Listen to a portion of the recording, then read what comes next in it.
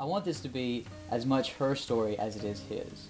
I guess this is his adventure, but as the name says, The Legend of Zelda, it's really kind of about her. I mean, she is the damsel in distress, but I didn't want that. I wanted her to be there for the ride, for the encouragement, and for her to kick some butt too. I mean, why can't she? I mean, she's a woman, and she looks great in warrior clothes.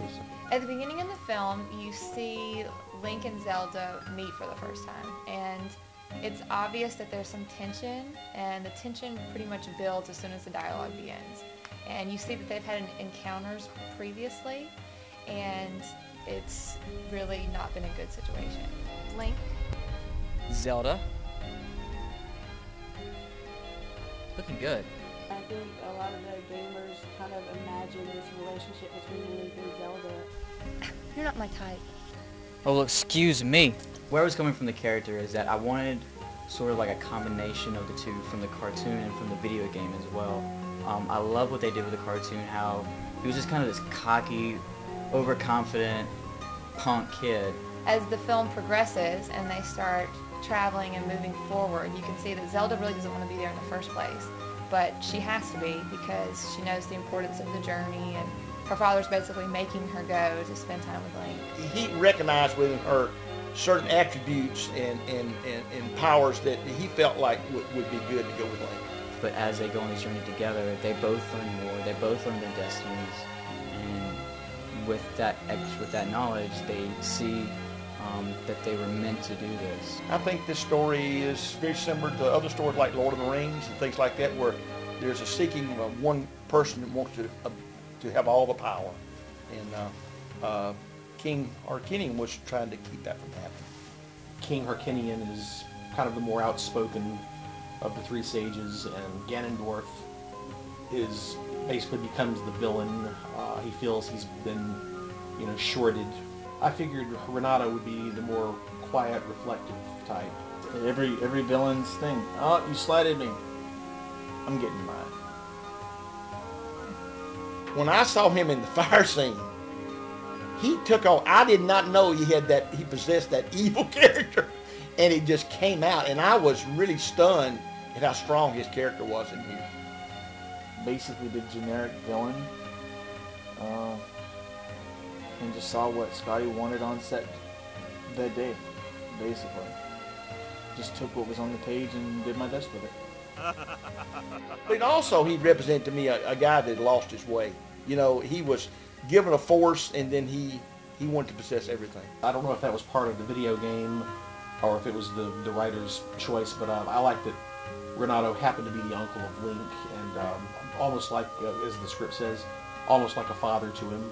At the start of the adventure, he's been chosen by his uncle to take the Triforce of Courage and Wisdom and to go get Ganondorf's Triforce of Power. Because if Ganondorf gets all the pieces, then he's going to rule the world forever. That's what the prophecy says. I'll look into the camera. This is me. You see this? This is me. Zelda in this particular script is more of a warrior princess. So she has the opportunity to fight basically for her nation, and that's part of her destiny, her role as is going to be beside Link. So I focused probably more so on the cartoon Link than I did on the video game Link. Just that's where I was coming from, and that's where I wanted this story to really go for. I wanted it to be that love story-esque of Link, and Zelda. Basically, she's kind of fallen for Link, but at the same time, she's also coming into her role as, into her destiny. I wanted to tell something that hasn't been told before, and their love story hasn't really been told much before. They touched it on the cartoon, but I wanted to go into more depth about it. I want to create a kind of backstory like in their past, which explains the flashback scene as you've watched, and just so, you see even back then that they were kind of meant for each other. From the time that they were young all the way until they, matured and old enough to actually noticed the opposite sex. It was obvious that there was some kind of chemistry there to begin with. I loved the whole Link and Zelda fall in love, and it was so cute. Hated Link. I didn't hate Link. I just didn't approve of him. He wasn't good enough for my baby girl. And, you know, he's just a good guy. I mean, he reveals himself to be a good guy who truly cares for her. Link, I love you.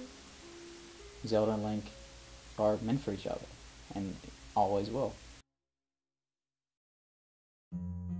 The Triforce colors came from the cartoon. Red accentuates power, blue is courage, green is wisdom. I played the fairy, and I think Danya at the beginning, the narrator, that's my real voice, but the fairy, I kind of used a different octave as the voiceover, just because it was a whole different, I would say it's fairy, but it's more like a woodland voice calling Link into the woods, I don't know, whatever.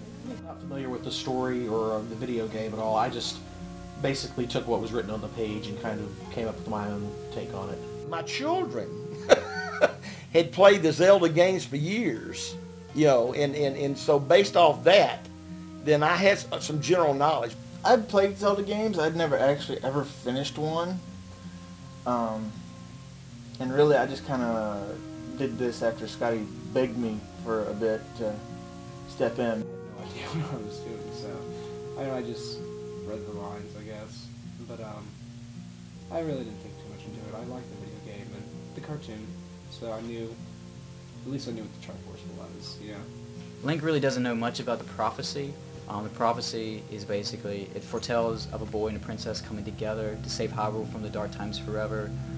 Zelda, being the smarter girl, she knows more about that than he does. No, actually, I was not familiar with The Legend of Zelda at all, nor was I familiar with anything that goes along with the video game or the storyline. I had to ask my sister a lot of questions and I had to read over the whole entire thing to really get what I was doing and to get who I was. Zelda. Sisters for life. Like Zelda is all about like wisdom, Link is more courage, and then Ganon, Red, is all about power. I really liked how it sounded. I was trying to go for, there's no masking this, I was going for a James Earl Jones. What I knew of the story beforehand, because I'm not a game player, was the personal part, the love story between Link and Zelda. I actually thought that Zelda was the guy, so I learned really quickly that Zelda was not the guy, and that Link played the male role, and so I had a lot of research to do. All the Triforces are tied together. That's how they were able to find the Triforce of Power. I can tell you, it's based more off the cartoon, and people have to get over that. The locations were so pretty. All the locations were really unique, and we definitely tried to find some places that were all going to be different and unique only to Hyrule. For Hyrule, I wanted to be all very green, very bright, very happy. And then as they go on this journey, they get further and further away from Hyrule. It gets darker, which explains the tone of the film, how the color and the look of it get that more yellow-brown, more dead color. So by the time they get to Ganondorf's place, it's completely cold, dead, nothing's alive, because he's so consumed by the power. The Triforce of Power basically deadens everything. On stage, you've got a set, and you know what you're operating against.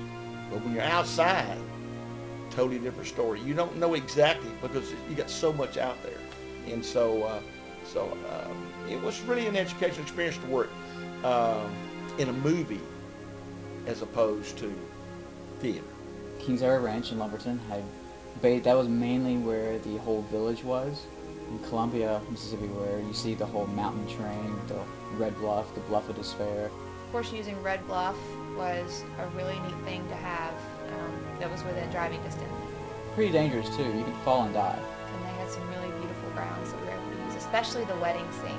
I don't know, we've got one patch of green grass and the rest of everything looks dead, you know, but it worked out perfectly. It made the film very authentic, and I thought that was a really, really neat thing.